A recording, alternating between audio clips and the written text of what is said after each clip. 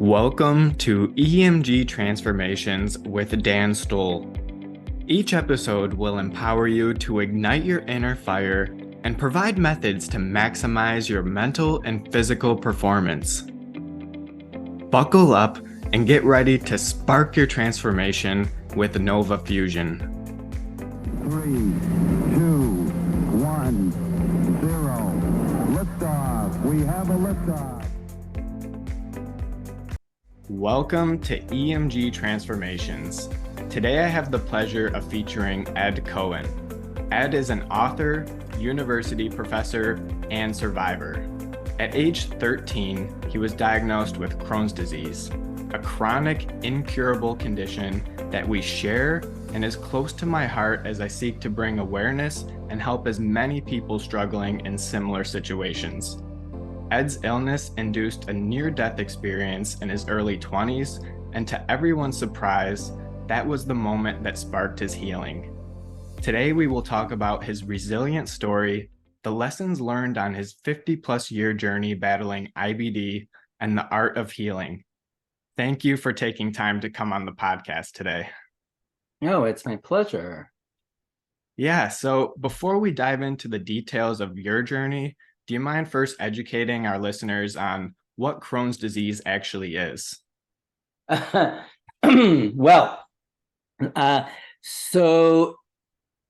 the way that Crohn's disease is described in the medical literature is an inflammatory bowel disease that can affect the entire gastrointestinal tract from your mouth to your anus. It has historically been considered to be an autoimmune illness, although there are recent theories that are now considering it to be what's called an autoinflammatory illness. There's still no good explanation for why Crohn's happens to those people that it happens to at the times that it happens. People can get a Crohn's diagnosis very young in life, as I did, or I just am working with someone who just was diagnosed with Crohn's at the age of 64. So mostly what we can say about Crohn's is we know what its effects are because we can see the way in which people present to their gastroenterologist through their problems, and there are descriptions of the ways in which tissues are affected.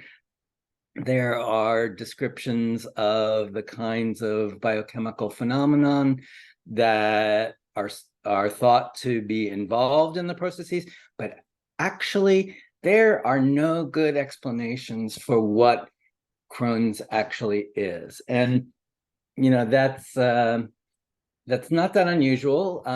There are now 80 to 100 illnesses that are considered to have autoimmune etiologies, and it is true for all of those. For no illness that is characterized as having an autoimmune etiology is there a good explanation for why it happens when it happens to the people in whom it happens. Right. Yeah. And I know when I was diagnosed, I had no idea what Crohn's disease was, what ulcerative colitis, never heard of it, didn't know what was to come. So that was a big wake up call for me. And I'm sure it was for you as well. Oh, yeah. No, I have a great diagnosis story. I mean, because, I'm old. So this was, 50 years ago. And I was 13 and I had become incontinent and had radical wasting on a cross-country trip with my family. And when we got back, I started going to a lot of doctors and they didn't really know what was going on either. And I ended up in the hospital. In the olden days, they would, allow you to be in the hospital for testing. And so I was in the hospital, and eventually it was a teaching hospital, University of Maryland Hospital. The gastroenterological team, came to my room and they announced, I think of it as, like on those HGTV shows, the reveal, it's kind of like that's the diagnosis, is like the reveal here, except instead of crying and going, I couldn't believe I could ever live in a house as beautiful as this, you're like, what the fuck are you talking about? So they say, oh, you have Crohn's disease. It's an incurable autoimmune illness. And, basically you can at best hope to manage your symptoms through, pharmaceuticals or surgeries, but, there's nothing, there's no cure. And, I was 13 and, I had a pretty big vocabulary, but autoimmunity wasn't one of my words, right? So they tried to explain it to me, and this is what they said. First, they said, well, it's like you're allergic to yourself. And I was like, okay, not getting that, really not getting that. And so then they said, well, it's like part of yourself is rejecting itself. And that I was really like, okay, that's really very mind-blowing, but I don't understand what the hell you're saying. And finally they said, well, it's like you're eating yourself alive. Okay, get that picture. But not, first of all, that is not a good thing to say to anyone, especially not a 13-year-old who's very sick. And besides the fact, it is not even nearly accurate in terms of describing what autoimmunity is. Years later, I wrote a whole book on the history of immunology and I was just stunned that this is what they would tell me. And then immediately they started me on prednisone, massive doses, because in those days, what's called the biologics, the monoclonal antibodies that are now given to people, they didn't exist. So I lived on prednisone for 10 years. And I was never told anything about the side effects. Now you can just go online on drugs.com and you can find out all these things. But in the 1970s, there was no internet. I know most people don't even know that was a time. It's hard to comprehend at this point. It's like, what? There's no internet? No. And you couldn't, unless your doctor told you this, or you had access to a medical library where you could do research, you couldn't find out any of this stuff. So I had all of the side effects of, so I put on huge amount of weight. I had the cushoid face, my skin thinned, now I have the cataracts, I have like all of the classic physiological symptoms. At one point, like a year or so after, I started on the prednisone, I put on all this weight, and my mother and I went to the doctor, and my mother said, well, we're a little concerned. He seems to have put on all this weight. And the doctor said, oh, don't worry. He's just big boned. I was just no, actually, I'm not.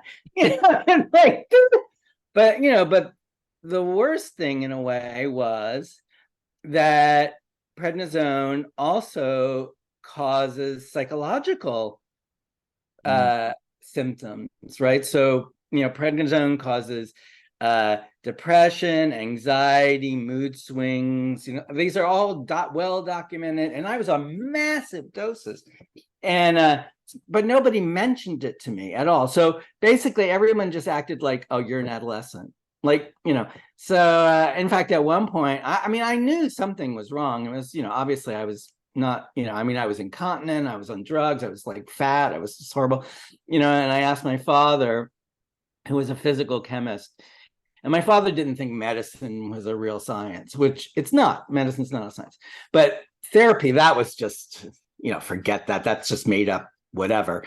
And so I said to my father, send me to therapy, I want to go to therapy. And my father said, you've seen too many Woody Allen movies. That was I was like, so, today these things would be very different. I know what you were just describing to me before, your the time of your diagnosis, and how, you didn't know anybody who had this, and how, but the thing is, you can now find these things out. Yeah.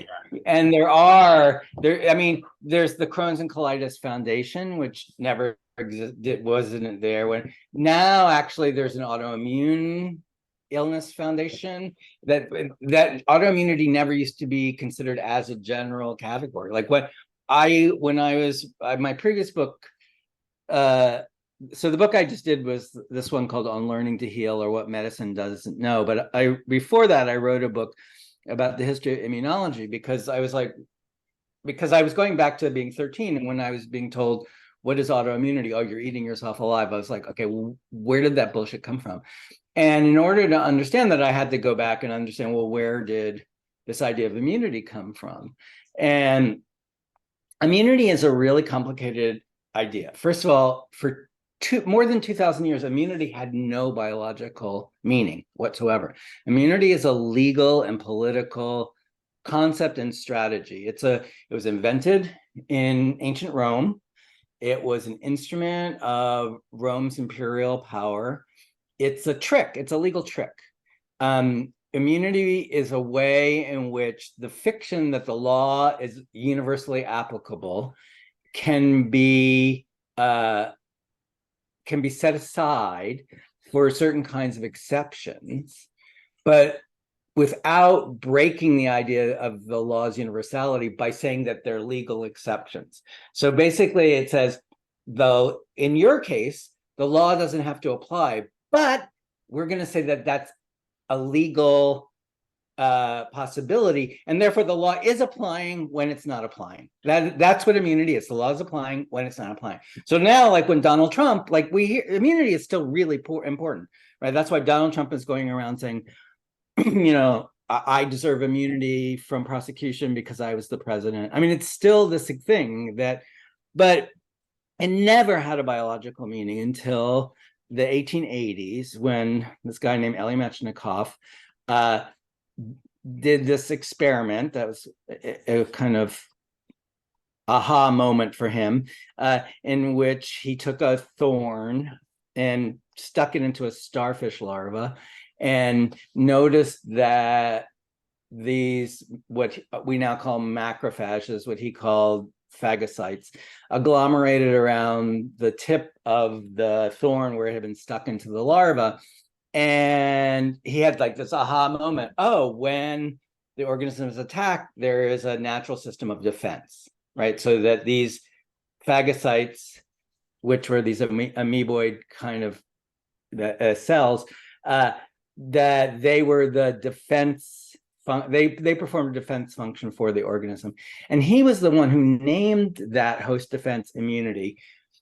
And he got that because, I mean, it's a complicated story, but he got that from a political context that had to do with the international negotiations around how to curb the cholera pandemic that was happening at the period. So, so immunity is this like weird paradoxical concept to begin with, that then autoimmunity is like a paradox of that paradox. Right. So it's so like so kind of, and you know, it's, I mean, the more that I thought about it, the more that I like look back at my childhood, you know, my adolescence, and that's why I refer to like, you know, my adolescence now as my adolescence on steroids, because because the whole thing was crazy. I mean, I'm very lucky. I'm alive. You know, that was the best that they could do at the time. I didn't have to have, you know, I had a small bowel resection. So, you know, I mean, but basically, you know, what I discovered is that medicine knows a lot of stuff, and there's even more stuff that it doesn't know. Right. Yeah, and that's what your new book is about. So we'll definitely talk a little bit about that. But since now we know kind of what Crohn's is and what immunity is, can you share kind of your journey and how it impacted your life? And before you start, I know you're probably thinking, well, what hasn't it impacted? But kind of those like early experiences from your teen years to those early 20s when shit really hit the fan for you. Yes, absolutely. So yeah, this book was originally, it's now called On Learning to Heal, or What Medicine Doesn't Know. In part because the publisher wouldn't let me use, yeah, thank you, use the title. The working title was Shit Happens. And yeah, there was a lot of shit. I mean, both metaphorically and literally. Pun intended, yeah. So as I said, you know, I was diagnosed at 13. I started taking prednisone. I had a, you know, pharmaceutically induced mental illness. You I was incontinent. I went everywhere with my little, bag of underwear and wipes. And I developed this like incredible psychic power. I can still like intuitively find the toilet in any space that I'm like, woo, if you ever need to know a toilet, just ask me.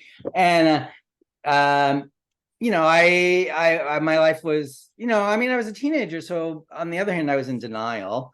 I tried to do as much as I could, but of course, the positive thing about it was for me, because I was a young, proto-queer kid and a very homophobic time, when I was first diagnosed, homosexuality was still pathological according to the American Psychiatric Association. So in 1973 was when homosexuality was removed from the list of pathologies. So I like to think of now as like my two pathologies, but the way in which, as this like different kid, growing up and I went to a giant high school. It was like 3,600 kids, and the school was, the school was a factory basically. And I was like already weird because I was like super smart and whatever. So like in my senior year, out of the 900 people in my class, I was voted both biggest brain and biggest mouth. Like, Right.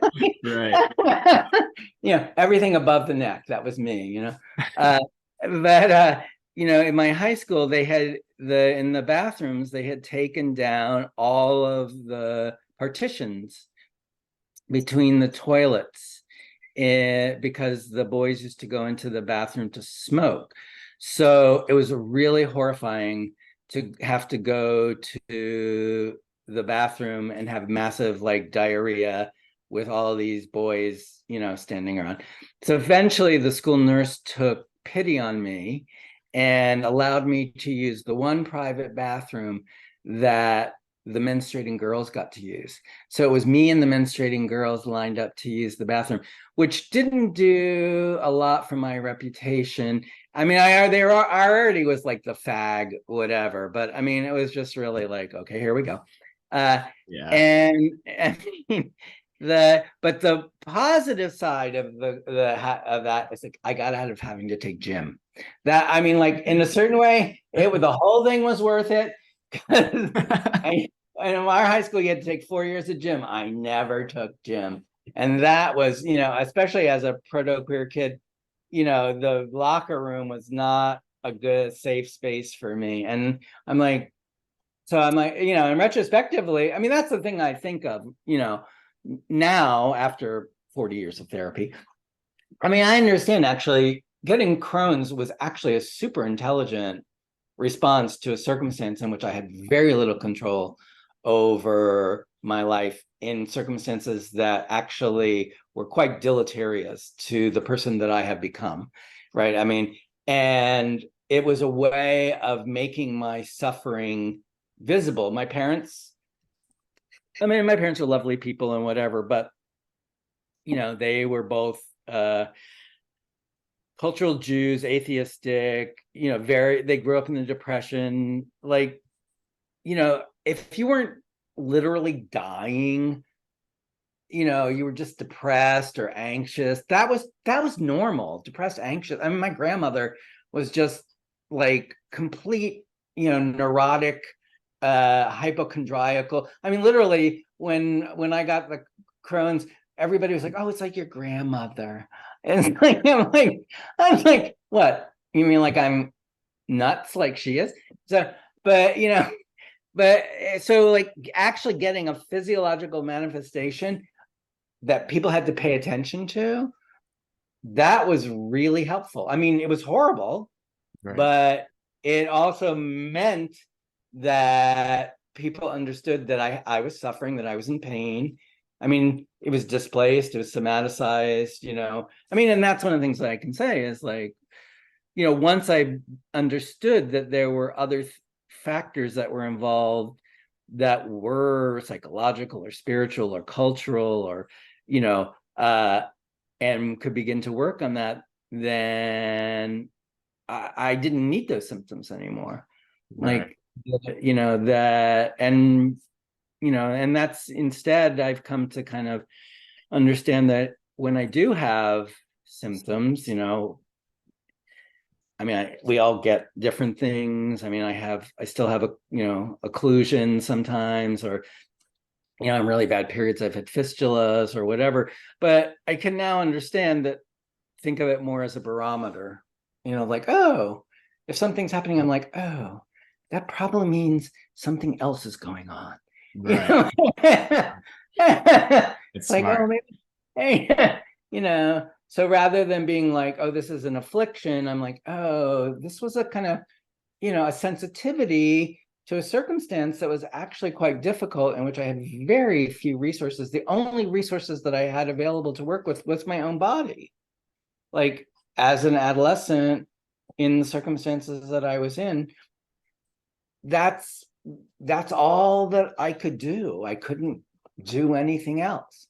And it wasn't conscious, but it had its efficacy, and then, so anyway, so that went on for basically 10 years. I was in some version of that until in my early 20s, it got really bad. And I had a small bowel occlusion that caused a perforation that went undetected. And then I had massive infections but they were not detected until I started having huge bleed outs, when an abscess that was on a blood vessel in my small intestine burst. But they still couldn't find it because it was on the outside of the small intestine. They did every kind of imaging that they could. And at that point, I was in Stanford University Hospital. So, it was not a like podunk place. It was very, and when I was in the hospital, fortunately, I was in the hospital, again, having all of these diagnostic tests being done. I had a massive bleed out that they couldn't stop.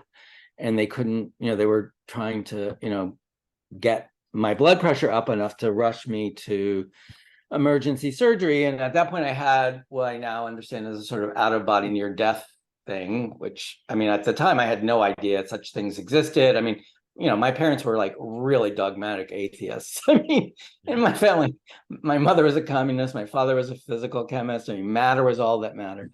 So but I knew something was going on, because I was up there looking down, and I was calm. I was like, wow.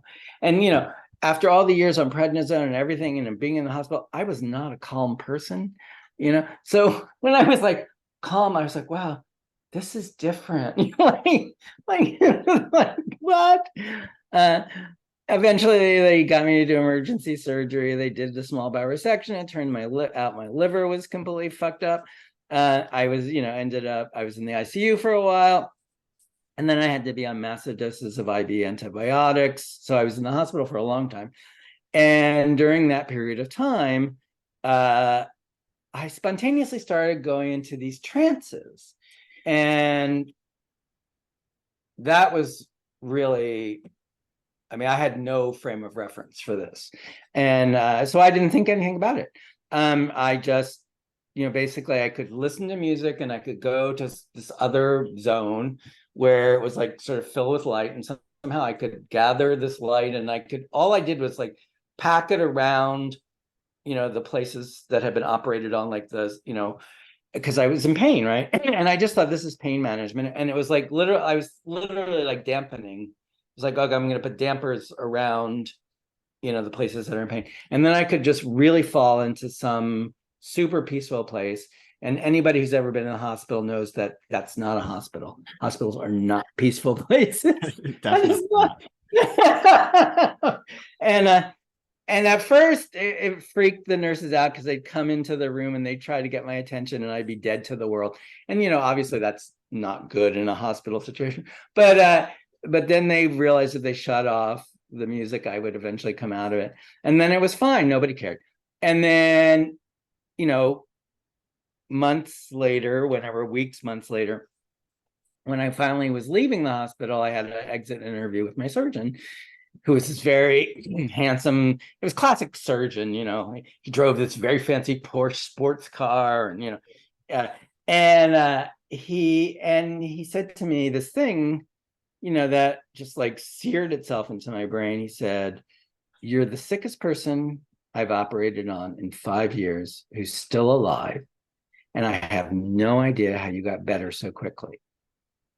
And that blew my mind, both because it forced me to realize that I actually had almost died. That, even though I'd had that out of body experience, I mean, I was 23. I wasn't thinking I was dying. I was in denial. I mean, like, I'm not, I just thought that, okay, this is another Crohn's thing, whatever, so I was like, okay. But the second part where he said, "And I have no idea how you got better so quickly," that really threw me. Because really it was at that time, it was the first time that a doctor said, "I don't know," to me.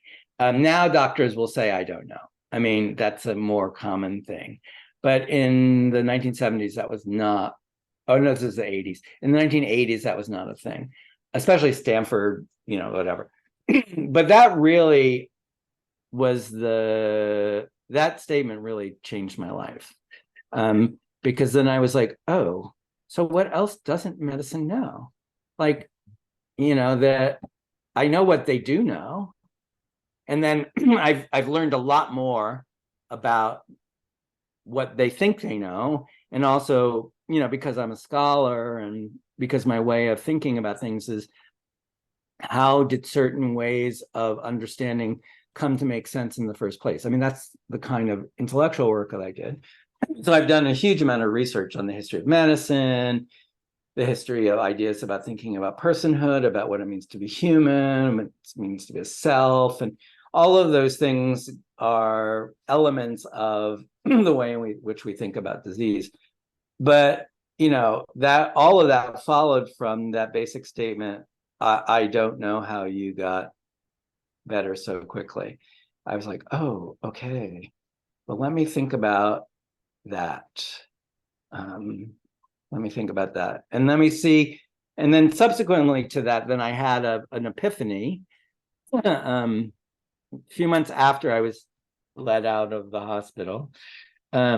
So again, they didn't tell me anything. When you're given prednisone, it can cause psychological issues, depression, anxiety, mood swings. When you're taken off it too quickly, it can also cause mental illness, psychosis, and dissociation. Again, nobody told me. So I didn't become psychotic, thankfully, but I did become dissociated. And I had no idea. And, it never occurred to me to tell my gastroenterologist. I mean, like, why would I tell my gastroenterologist that I was like feeling cut off from the world? And like, but I was talking to one of my roommates one day, and I was trying to explain to her what was happening, and she freaked out, and she's like, "I can't talk to you. Just go to a therapist," which was very good advice. And I went to a therapist who was the totally wrong therapist. But she turned out to be the amazingly perfect therapist, because 5 minutes into it, she just said, "Stop. You're having a drug withdrawal. My sister has Crohn's disease. She had the same thing happen to her. And she went to this amazing practitioner and that you should go to too." And I did. And that completely changed my life. I was like, I got to work with an amazing person. I don't know if you know who she is, but her name is Rachel Remen. If you don't know her work, you absolutely should. She is a Ivy League trained doctor. She went to Cornell. She did her residency at Sloan Kettering. She was a pediatric endocrinologist at Stanford Hospital, and she has Crohn's. And she was diagnosed with Crohn's like 20 years before me. So it was, I mean, compared to your experience, mine was really crude. compared to my experiences, hers was super crude. Right. But at a certain point, the tension for her between being a practicing clinical physician and being a patient, plus, and then also being in Northern California where she had access to, she went to Esalen, which is this alternative medical psychological healing center near Santa Cruz. She left her clinical practice in the hospital and set up a therapeutic practice on a houseboat in Sausalito, working with people with chronic and life-threatening illnesses and with, as she calls them, recovering doctors.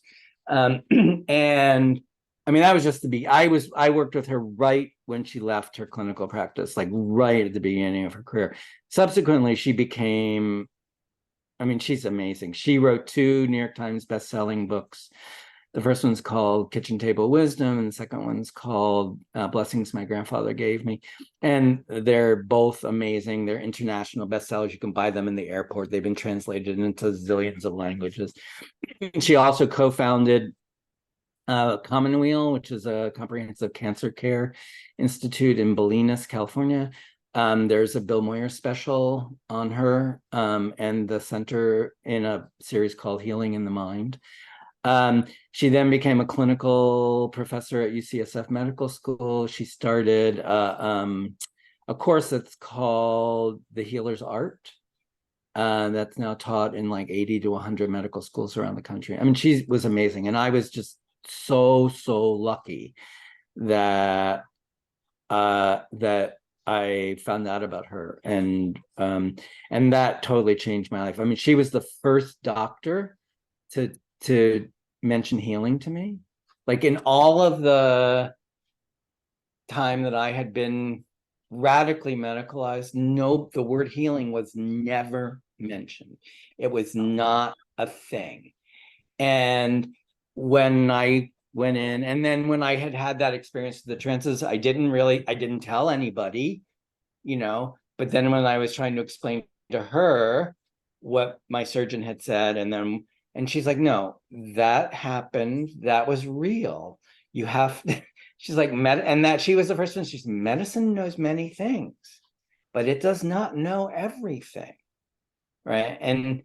And she tells stories because she has done a lot of work with people with cancer. And she tells a story about when she was at Sloan Kettering doing her residency, and there was someone who came in with very advanced cancer and was expected to die, and then didn't, and then had a spontaneous remission. And then they had to have like a grand rounds to discuss how could this possibly have happened? Right. And then they came up with all these bullshit theories, like, oh, well, the chemo, which he wasn't on anymore, kicked in retrospectively. And so, I mean, like so, it was amazing to have this person who was obviously a highly qualified, trained physician say to me, we know a lot of things. We don't know everything. Basically, and my takeaway from that, which is what I now teach, is we're more than we know. That is to say, knowledge is a really important resource that human beings have evolved the capacity to develop in order to continue to go on living, to continue to live our lives. But we are more than that. Like, knowledge is a resource, but it is not the only capacity that we have. It is not the only form of our intelligence. Like I always like to say, like my healing experience, I said, my body was way more intelligent than my mind. My cells and my molecules and whatever, they were doing something I didn't even know existed. It's like nobody had mentioned it to me. I didn't know. It was like, and yet there was some intelligence, that was being manifest, that just, despite any intention that I had, or I had no intention. Yeah. It's like I didn't know about it. So have you figured out how to tap into that natural healing? Well, first of all, I mean, yes and no. Yes. So what I would like to, yes, in the sense that I now have faith that it happens. Like the first step, I think, and this is what I try to teach people, is that healing happens. Healing is a vital tendency that all living organisms, from the first cell that sprang into existence, have as a capacity. I mean, the way that biologists describe the characteristics of living organisms, all living organisms, is that they have to be bounded. So they have to have some kind of membrane. The membrane has to be permeable. It has to allow nutrients in, and it has to allow toxins out. They have to be able to reproduce themselves in time, and they have to have a reparative function. Like that's just every living organism has that capacity, or they're not living. And so, but we've basically outsourced our healing capacity to others. We've lost the understanding that healing is something that we do. And and that's a relatively recent phenomenon, and it's culturally isolated. For most of Western history, since medicine was invented in the 4th and 5th centuries BCE in Greece. It differentiated itself from other kinds of therapeutic practices that coexisted with it. Temple healing, shamanism, herbalism. I mean, there were a lot of different kinds of therapeutic practices, as there are in every culture. It's like, and medicine was a particular kind of practice that emerges at the same time that philosophy and politics do, and it's based on a distinction that Western culture began to make at that moment in history, which was this bifurcation between the realm of the gods and the realm of nature. So, like in a mythic worldview, what the gods actually intervene in nature. There's no distinction, between.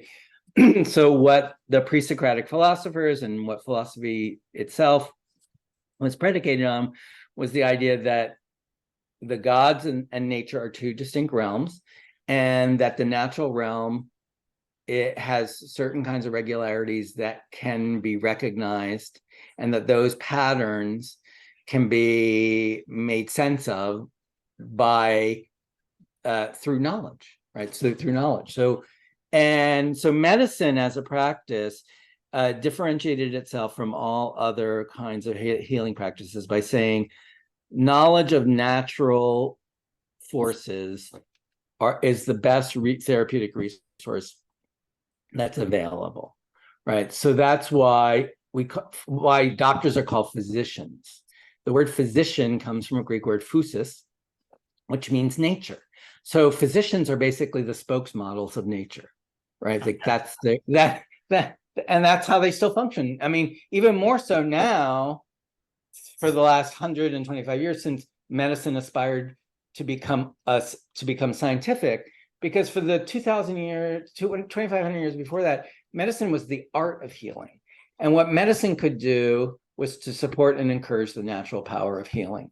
In Galenic medicine, so Hippocratic medicine was the original Greek version, then Galen was a Roman Hippocratic physician who then kind of wrote a lot of treatises. And so Hippocratic Galenic medicine was what was dominant in the West basically into the middle of the 19th century. And it was humoral medicine, and it was based, and it's sort of similar to Chinese medicine, traditional Chinese medicine, was based on the presumption that there are 4 elements: earth, water, fire, air. They're modified by the cardinal qualities: hot, cold, wet, dry, and that they're for these 4 humors: black bile, yellow bile, blood, and phlegm, and that what we are, are balances and imbalances among these elements, qualities, and humors. What illnesses are they're dyscrasia, bad mixtures. What medicine tries to do is rebalance And basically the main technologies that medicine had for 2,500 years were lifestyle changes, right? The word, like in Greek, the word is dieteta. So we have this word diet. We think that means get skinny, like, whatever Kim Kardashian's doing or whatever. Dieteta actually in Greek means mode of life. In Latin, it's regime. It's the same thing. What doctors did is they counseled you about like how you were living. What were you eating? How were your bowel movements? Where were you living? Were you getting enough exercise? Were you getting enough sleep? How is and it was also environmental because it's elements. The elements are not just in us, we're in the world. So it's like, were you living in a place that was too damp? How is the wind? Was it too hot? Was it too cold? Were you drinking the right things, at the time when it was hot or the time when it was cold? Like, were you, and then they were also astrological. What are the stars saying? And so it was a very comprehensive, and it was placing the person who is being treated in the world. Like, there was no separation. It wasn't like the illness is in you. It's like you're in the world, and yes, you're manifesting something, but what you're manifesting is an effect of your relatedness to the world, right? It's not like encased in your skin envelope, which is the way that beginning in the late 19th century that medicine began to be practiced. That's how it shifted from being an art to being a science. And, the underlying dogma, which all contemporary medicine is predicated on, is what's called biochemical reductionism. That basically the belief, and it's a belief, could be a faith, that medical practitioners, doctors, but also nurses, anybody who's trained, I mean, they may personally have other understandings, but their training tells them that all of the capacities of a living organism can be described in terms of the regularities that can be ascribed to physics, chemistry, and biochemistry, and cellular biology. That those are the sum total of what we need to know about in order to understand how organisms exist and coexist with other organisms in the world. And my response to that is, I'm really glad that they figured some of that stuff out. And it's really amazing. I mean, it is absolutely amazing how complicated living organisms are, and that medicine is still they're discovering things that are like, well, first of all, they're discovering things that everybody knew. First of all, that's I love, like the enteric nervous system, for example. Like, do you know about that? For most of the 20th century, the dogma in medicine and was that the brain is the executive organ of the body, right? That in the nervous system, everything, the brain organized everything.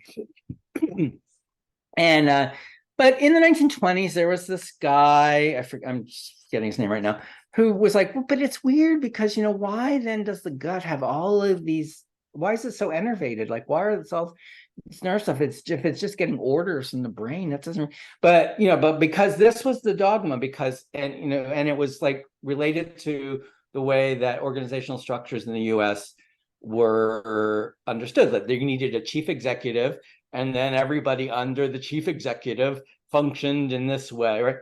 And so that was, nobody thought more about it, really. I mean, I'm sure some people did, but in general, that was, the way it was taught. And then, in the 80s, 70s and 80s, there began to be a little more inquiry. And then what happened was that psychiatrists started prescribing SSRIs, the antidepressants, to people. And they don't know why they work. That's a whole other level. I mean, empirically, they are shown sort of to work in various, I mean, there's a lot of conflicting data about it, but literally we don't, the biology of emotions, the biochemistry of emotions, it's really unknown. I mean, it's just, but anyway, they give people these antidepressants, and then they started having different kinds of bowel symptoms. They get constipated, they get diarrhea, they get bloated, they get gas, they get cramps, they get this, they get that. And they were like, ooh, why is that? So they looked at it a little closer. And they started doing more, pathologic. They started doing more dissections of the gut, and they discovered that the gut has all the same neuroreceptors and makes all the same neurotransmitters as the brain. In fact, like 80 to 90% of the serotonin that these drugs are trying to prevent the reuptake of is produced in the gut. So then they had to be like, oh, so then that was called the second brain theory, right? So it was like the brain, literally it was like all these are the brain and the gut. And then there was this crosstalk, brain, gut, and when I first discovered that, of course, because I have a bowel disease, so I'm like, duh, like, and I'm like, and everybody in the world, I mean, who doesn't listen to your gut? What does your gut say? Go with your gut. I mean, like, but medicine was like, oh, that's just folk, no, it's like, no, actually, it's empirically verifiable. And now it's even more complicated with the microbiome, right? Because the gut microbiome is also now understood, and then also the intestinal immune system, like 80% of the work of the what we call the immune system, takes place in the gut, because that's the interface between, that's the place where inside and outside are not distinguished. Yeah. Right. Like your gut is where the outside is inside you. Yeah. Right. It's like that paradox. Yeah. Well, really, that's my thing at a basic level, is we living organisms, of which we are, at least, if you're listening to this, I'm assuming you're still alive, that, we are paradoxical beings. And the problem in Western modalities of thinking from antiquity, from when medicine was first invented, was that logic is ruled by these laws, Aristotelian laws of logic, the law of immunity, the law of excluded middle, and the law of non-contradiction, right? So the law of non-contradiction, it applies to logic, but it may not apply to living organisms. Like,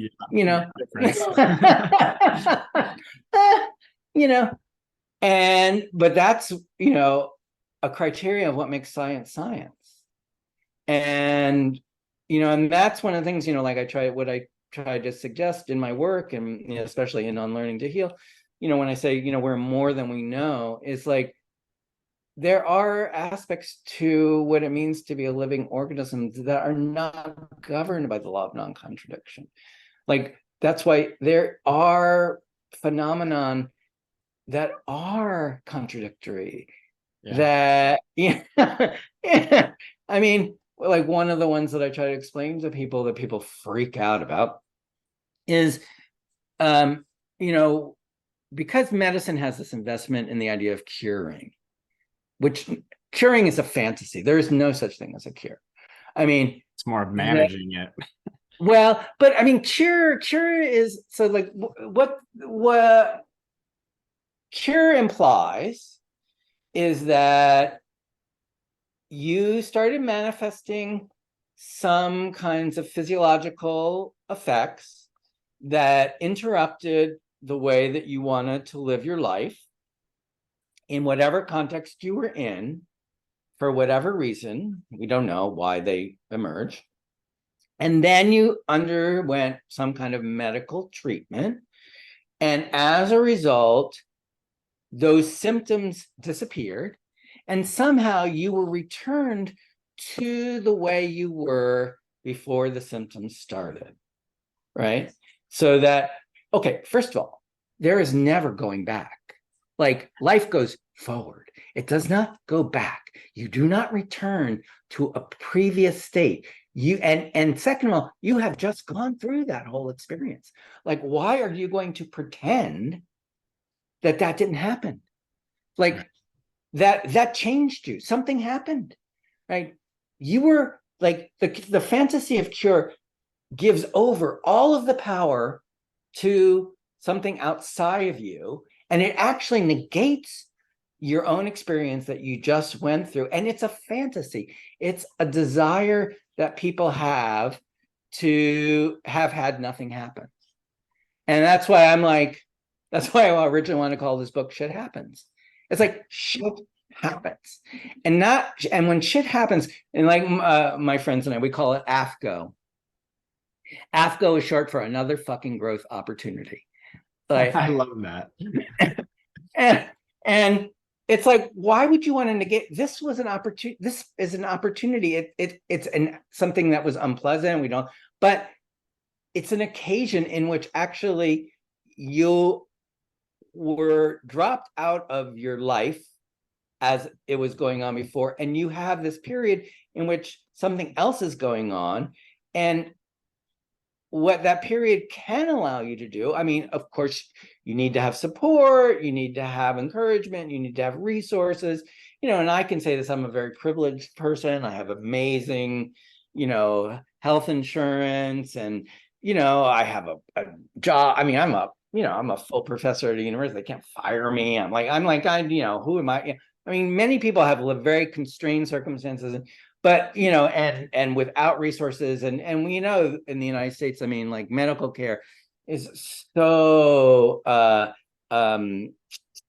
unequal, and we know, I mean, there's a zillion stories now, especially in the wake of COVID, but even before, of how outcomes are differentiated across race, across sex, across class, across, I mean, that all of that is true. I'm not, but nonetheless, even in those circumstances, I still believe that it's possible, not necessary and not easy necessarily, but it's possible to utilize those experiences to somehow enhance the quality of your life in the circumstances in which you're living.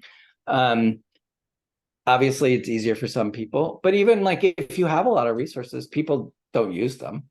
I mean, yeah.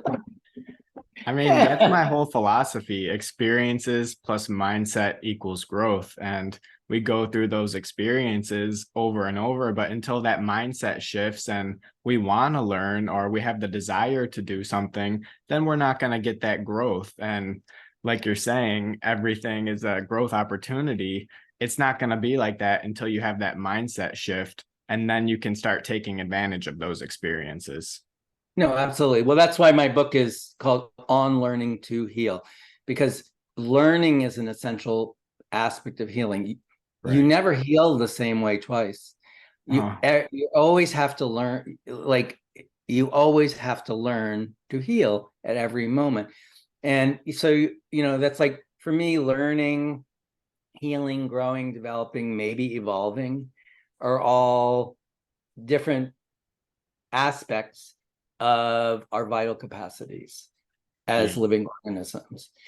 And unfortunately, we live in a culture that doesn't value those.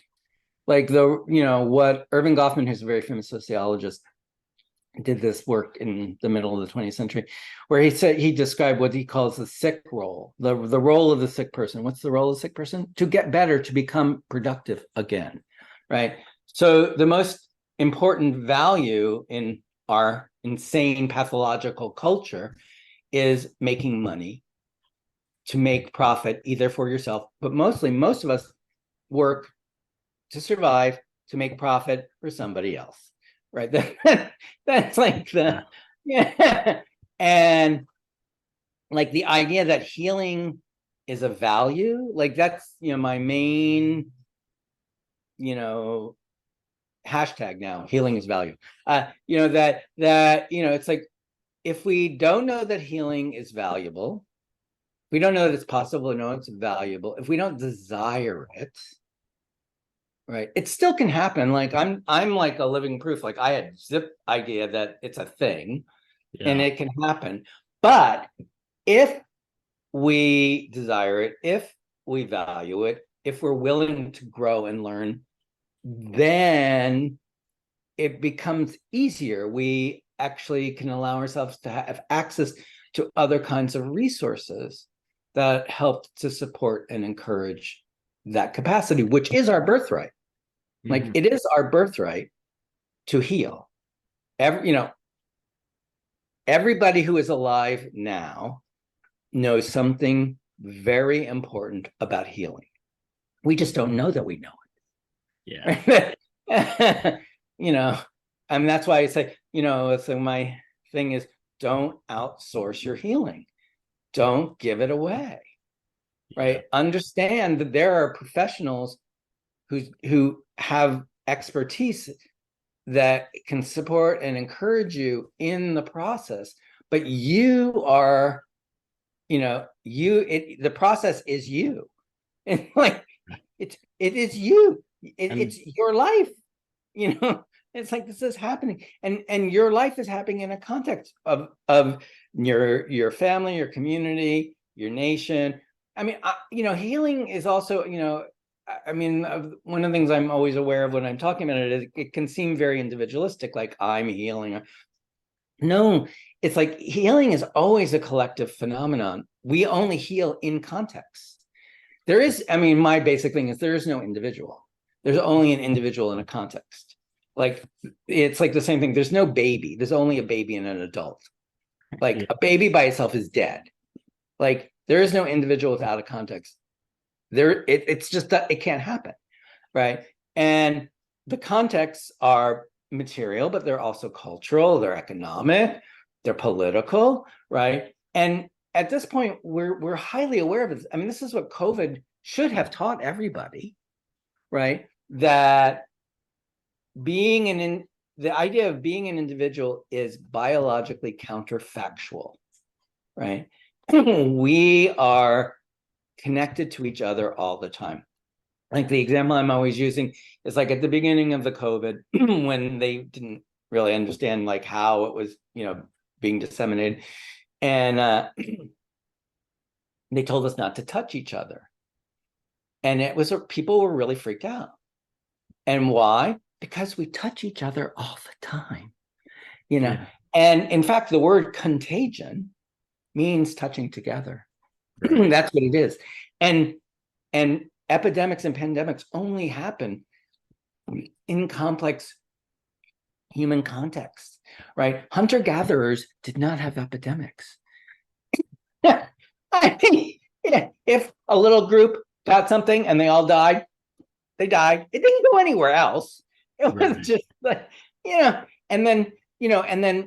really even like the infectious diseases like the COVID or like the H5N1, bird flu that's going around now. I mean, basically, these are things that are created because of the ways that we coexist with other organisms. Like that, so until fixed agrarian settlements, pigs and birds would not have lived in the same place, right? And so then they would not have lived in the same place as humans. Now, I mean, the way that they described like the H1N1 virus, that was like the last epidemic. The pigs were called porcine mixing vessels. And the idea was like that there was these viruses that moved from birds to pigs and then from pigs to humans, but the reality is in the same thing with COVID. Like I wrote an article on this, but I'm like, pigs don't fly. Like the way, so we moved the virus, we did that. We did it. Yeah. It's like that, when I talk about healing, I mean, I know it can sound like it's happening at the level of the individual, but it happens at every level. I mean, like, like with autoimmune illnesses, for example, it's like, we don't know, but it seems like there's a hell of a lot of toxicity in the world right now. Yeah. I mean, in our foods, there's plastics, we live in environments with air pollution and different and these forever chemicals, and like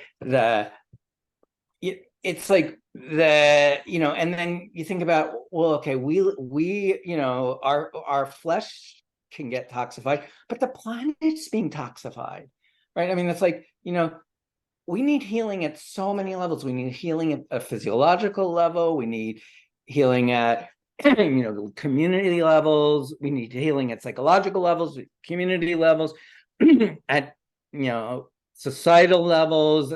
We need at planetary levels, and it can happen. Like I love the example of the hole in the ozone layer, right? Like when I like in the latter 20th century, that was, oh my God, there's a hole in the ozone layer, which was like really bad. And then they're like, oh well, let's ban fluorocarbons, and guess what? The hole's gone away. It's like, okay, I mean, look, the planet can heal. I mean, it's like healing is a general phenomenon, right? But we don't value it. Like if we don't value it, we can't support and encourage it, right? If we desire it. Oh, sorry.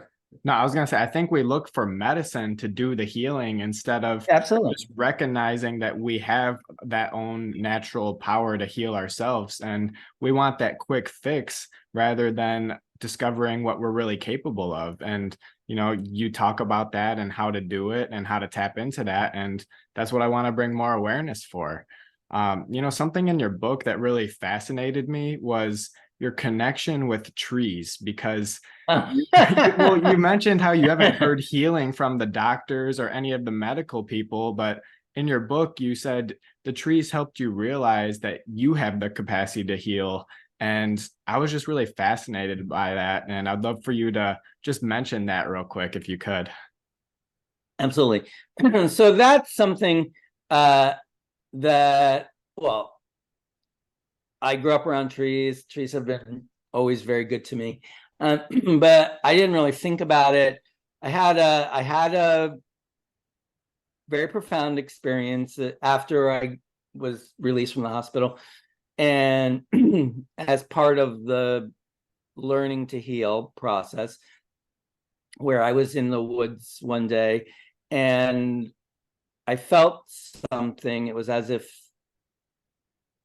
I felt something coming to me, through me, and it was a very clear message, and I was just like, okay. And it basically was like, look, you can keep living the way you've been living, and probably you'll go through what you just went through in some form or another, or you can learn some other ways to live. I mean, it was just like really clear. And I was like, it was like the trees were speaking to me, kind of thing. And, I was really obvious. I was like, I'm going to pick the second choice. I was like, and I always just, I always just thought, okay, I'm a little bit tree huggy anyway, like whatever. But then I read this great book by Victoria Sweet, who is a doctor and also a historian of medicine. And she wrote a book called God's Hotel. That's a beautiful, amazing book. And she was a practitioner, clinician in a hospital. It was a hospital called Laguna Honda in San Francisco. That was the last almshouse in America. That is the last institution of last resort. It was like where people would go basically when they couldn't go anywhere else. And she worked with very destitute people.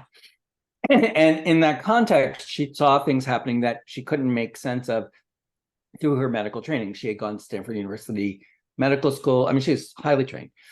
And she discovered the work of this 12th century nun, Hildegard of Bingen, who was an amazing person. Hildegard of Bingen was a mystic. She was a musician. She was a theologian. And she was also a medical practitioner, and she was a gardener, because in that period of time, most of the pharmacon that was available, the pharmacopoeia, were minerals or plants. So it was like plant medicine. And she used this concept called viriditas, which means greening. Viridity is greenness. Viriditas is like the greenness of plants. It's a concept Aristotle talks about it. It was a concept in Christian thought, early Christian thought as well. But she utilizes in this way that also has this this valence that is about our existence as living organisms and our capacity to heal. The viriditas is a capacity to heal. And what Victoria Sweet says that she learned in working with these destitute people, and especially very, very ill people, is that the pathway to healing really was facilitated by removing the obstacles to the capacity to flourish. Right. And that's like lifestyle adjustments, right? Absolutely. That's what, so that's what medicine originally began. We forget, that's the thing. It's like I'm a history nut, but if we know where the things that we now take for granted, that seem self-evident to us, came from, then we can understand why it is that we think the ways that we do, and then maybe perhaps understand that there's certain kinds of limitations on how we imagine the world that aren't necessary. Like that we're looking at things with blinders on, and we can see this way, but if you have peripheral vision, actually that gives you a much better capacity to orient yourself in the world, right? And so the idea that trees heal themselves, but there's this sense of vitality of the vital capacity that exists in the world around us, and if we have eyes to see it, it really is. That's why I keep coming back to it, value and desire. It's like, if we don't desire it, if we don't value it, we just walk right by it. It doesn't, we have to have attention, and we have to have intention. Like, I love that. I'm a word nut too, besides a history nut. Attend, intend, all the tend words, tend, tendency, it's a Latin word that means to stretch. Okay. Right. So to intend is to stretch towards something. Yeah. Right. Like you stretch yourself when you attend, you stretch with something, it's like we're always growing, we're always developing, we're always healing. Even up to and including when we're dying. That's one of the things that really freaks people out when I say sometimes dying is healing. We'll all die. That's a thing, right? One of my teachers, one of my main teachers says this thing, and I try to share this with everyone. It's like, look, death will come for us all. When it comes for you, make sure that you're as alive as you possibly can be. That's good. I'm like, okay, that's a really good ethic. It requires some work, but yeah, I live by the saying memento mori. So, remember that death is coming and that you're mortal. And so I just try to make, especially with the experiences that I've had, just to make the most out of every day, because you never know with the chronic illness like this, if it can creep back on you. So you don't want to live those days where you're held back. You just want to make the most out of everything, because you don't know what tomorrow's going to bring. You just don't. So, every day is a new life. And that's also another saying that I live by, and just to make the most out of everything. Absolutely. And that's a value statement. Right. That's and it's really different than the dominant value statement of our culture, which, as I said before, is make money, make profit. Maybe, get a viral TikTok. I don't know. Yeah. Yeah. So what have been some of those lifestyle adjustments that have really helped you on your healing journey? So the value orientation is the most significant thing. Everything else derives from that. So, and also like to use that, like somehow people often feel like ashamed or like they don't want people to know that they have anything going on, or I'm like, no, I'm like, fucking use it. Like I'm like, I mean, okay, again, I'm very privileged. I'm a university professor, but I got a disability diagnosis, and and I'm like, and I use that. I'm like, I don't teach before 2:30 in the afternoon. I teach 2 days a week. It's like I organize. I mean, it's like use your uh, use your experience to create the kind of life that will allow you to flourish. If you can use it to set boundaries, like, no, that deadline, that's not that important. I mean, I'll get it done, but don't stress me out. Like, don't, like, I mean, to really like be like, okay, what's most important? Okay, yeah, I mean, obviously I need my job, I need my health insurance, I need my house, I need my whatever, doing all that shit, but in a way that doesn't compromise my well-being, right? So there's many particular things that I do. Like, I mean, if I was going to say, someone asked me this, what's your biggest life hack? Like, my biggest life hack is sleeping. I am like, I do not get less than 8 hours of sleep. I take many naps. Like, resting is really important.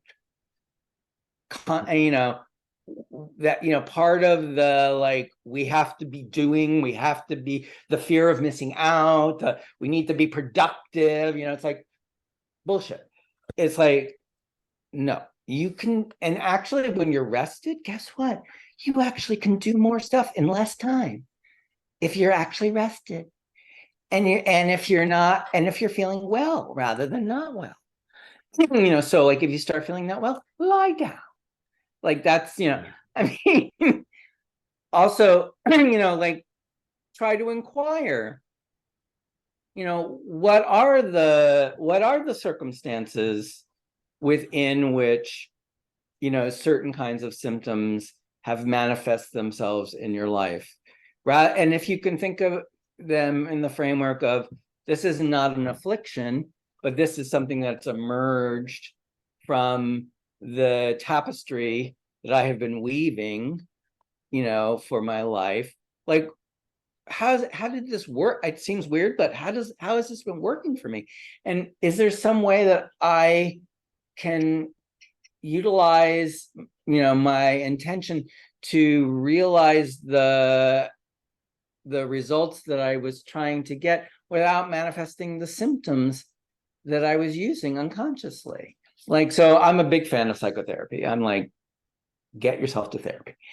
Yeah. To work with someone who, I mean, I have a counseling practice called Healing Counsel, where I work with people with chronic and life-threatening illnesses precisely for this reason. We don't realize what resources we have. We don't realize that the things that seem to be afflicting us actually might be presenting us with new opportunities. So that to have a sense of curiosity about what this is. Like, why is this happening now? Not, I mean, people really go to, why is this happening to me? Why is it to me? It's like, it's happening because you're a living person. It's like, but why is this happening now? Right. Like, it didn't happen before. May have been building up, but something's happening. So why now? What's going on? So, but I do, I mean, as I like to say to people, there's thousands of doors. You have to walk through one. Like, you can find there. I do every kind of body work. I find that for me is really super helpful. I've done every kind of yoga, tai chi, Feldenkrais, Rolfing. I do a practice called Continuum. I find all of those to be incredibly helpful. I mean, there's so many things one can do, but the most important thing is just to begin by making the decision to be curious, to see if you can desire to live otherwise.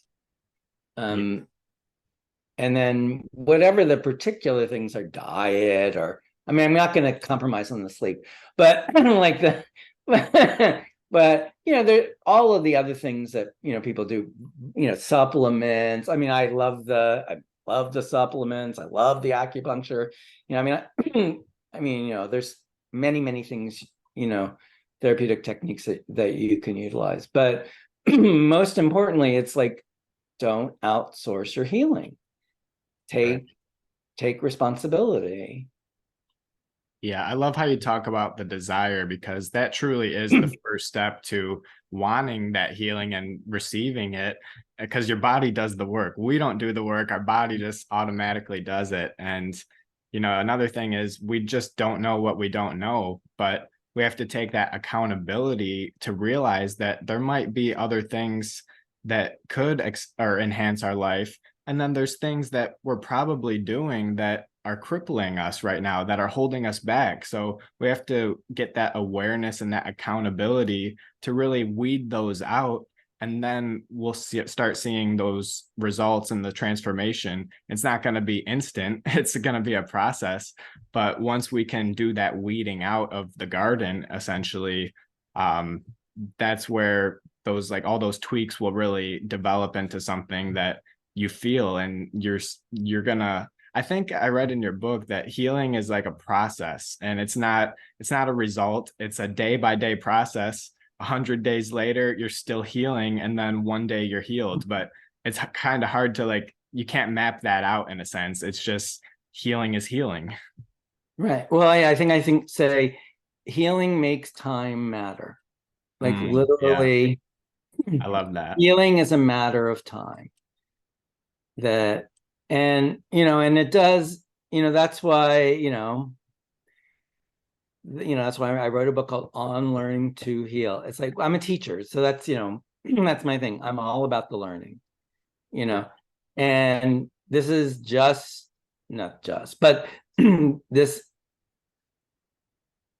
illness can present us with an occasion to learn to live otherwise. If you're not interested in learning, then it will be much more challenging, and you will then offload your healing to others and want them to take responsibility. If you're willing to learn, I mean, I have like all kinds of personal little things, but because I'm a teacher, because I love to learn. The reason I'm a teacher is I love to learn. And then the best thing about learning is sharing what I've learned with others. That's just, that simple. And so the way that I frame it for myself is, what is the healing? What is the learning? What is the healing that birth took me for in this life? I don't know that that's, I'm not knowing, it's not like a mystical thing. It's just like, this is an ethical framework. I make an assumption. I act as if, in what is my life for? My life is for learning and healing. Yeah. When I make that my orientation, then I can see the world in particular ways. Resources appear to me because I am looking in that way. Right. That's the reticular activating system, right? Yes. Yeah. I know that one. Yeah. Awesome. So I got one last question. Thank you so much for taking the time to be thorough with your answers. It's been very helpful for me and the audience. One last thing before we wrap things up. I love this question. If you could sit down and give advice to your 13-year-old self or just your newly diagnosed self in those early stages, what would you say to him? Oh, don't believe everything your doctors tell you. It's a great start. Yeah. Yeah. Yeah. That's part of what I try to explain to people is when when we receive a diagnosis, when we receive treatments, we're not just getting techniques or interventions, or we're also being given ways to think. Yeah. That like what I try to when I was taking all of that prednisone, along with the bitter pills that I would swallow every day, I was taking in certain ideas about what it meant to be a living being. I mean, I think the way I think about it now is it's sort of like a medical communion. Like you're taking in the spirit of medicine. And some of medicine's ways of thinking are very helpful, but not all of them. And so you have to understand, medicine, doctors do their best, but they're trained in certain ways. I mean, and if we accept the resources that they're able to offer us, but understand that there are lots of other things that we can do, and that we can make choices for ourselves to support and encourage this capacity that is our birthright. Yeah. Yeah. Yeah, that's so good. And I know that can save a lot of people a lot of time, pain, and just sorrow, because we get a lot of the wrong recommendations. And, at the end of the day, we know what's best for ourselves and our bodies. And we have to trust ourselves and listen to our intuition, listen to our gut, like you said. That's our second brain.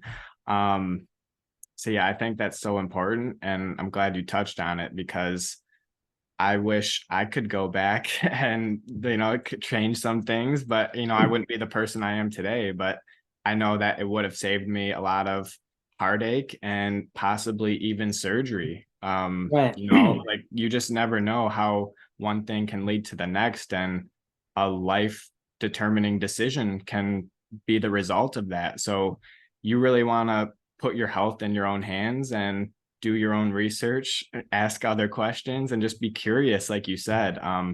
That really goes a long way to your healing. And again, the desire to heal. I think that's such an important topic that we really need to strive for and really take in and take ownership of that, and not just want that quick fix and outsource it to medicine or doctors.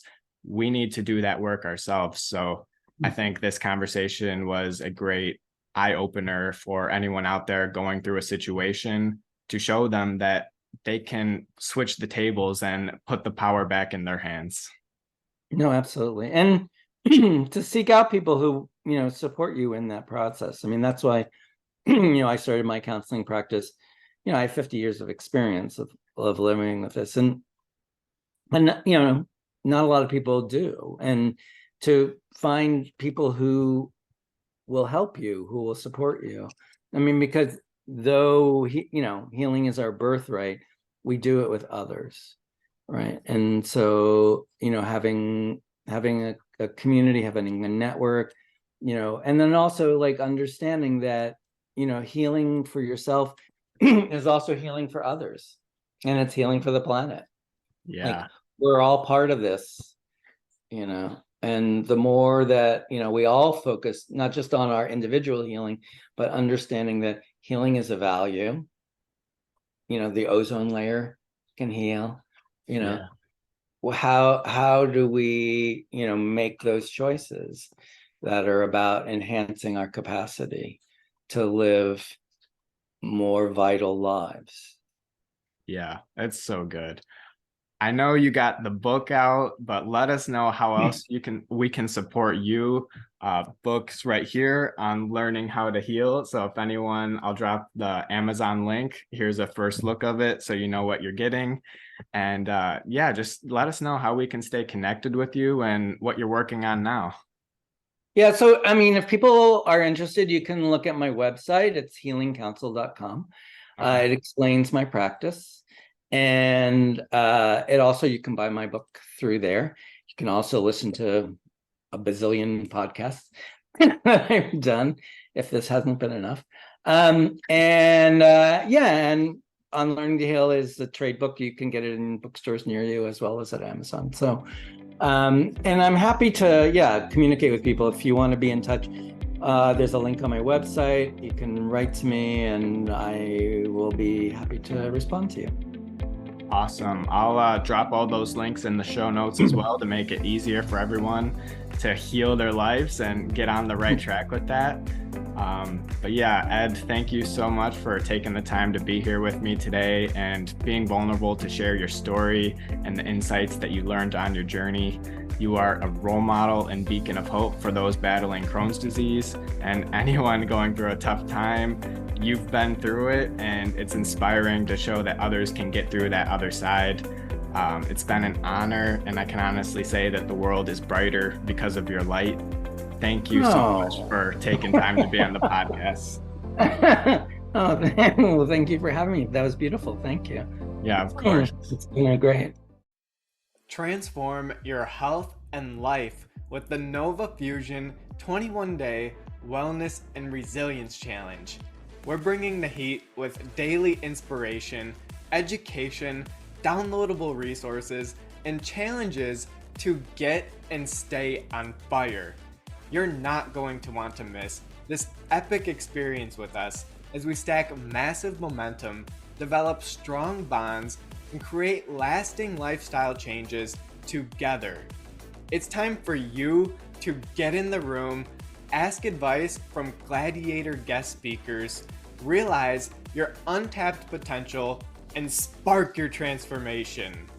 The insights, the powerful tools, the lessons, the challenges in this program will truly transform your life. I believe in these practices so much that I guarantee results or your money back, so you have nothing to lose and everything to gain. So what are you waiting for? I would love to invite you to our next challenge, where we will discover the world's best wellness and resilience practices for staying mentally and physically fit for a lifetime. It's everything you need to get an unstoppable edge against the competition, and there are limited spots available. Let's spark your transformation together. I'm excited to see you and grow with you on the other side. Thanks for tuning in to this episode of EMG Transformations. You never know how one valuable insight can make such a big impact. Please leave a 5-star review if this episode had a positive impact on you. And don't be shy to screenshot and share episodes on social that you found helpful, so we can spread the message and make the world a better place. You never know who may need to hear and the impact it has on them too. We're only scratching the surface. There's so much more to learn. Subscribe and stick around to manage stress, improve your health, and create lasting lifestyle changes. We'll see you next time on EMG Transformations.